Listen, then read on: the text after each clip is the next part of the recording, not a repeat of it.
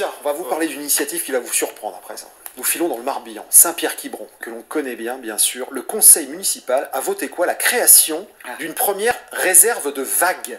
Bah oui. Pourquoi? Vagues. Le but c'est quoi? C'est de préserver ce patrimoine de toute intervention humaine. Regardez ces images. Parce que certains spots sont prisés des surfeurs. Voilà, certains spots prisés des surfeurs, ils ont disparu au fil du temps. C'est très compliqué. Après la construction de digues, par exemple. Regardez ce sujet d'Hubert Coster. C'est un spot bien connu des surfeurs, des vagues hautes et puissantes qui s'étirent sur ces plages de Saint-Pierre-Quiberon. Un mouvement naturel de l'océan que la municipalité veut préserver à tout prix en créant une réserve de vagues.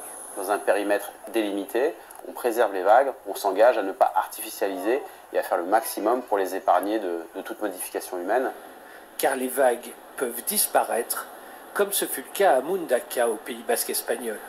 Il y a une vingtaine d'années, en fait, les autorités ont dragué le sable à l'embouchure de la rivière et la vague a complètement disparu. Heureusement, petit à petit, au fil des années, le sable s'est reconstitué et là, les surfeurs ont décidé de créer une réserve de vagues pour ne pas répéter l'erreur.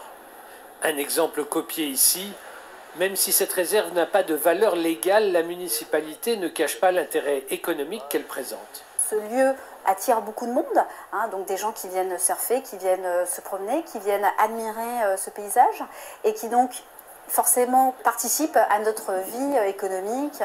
30 hectares de côte où personne ne pourra entreprendre la moindre modification du site pour le plus grand bonheur des touristes et des surfeurs. Le point sur la vague, c'était Benjamin.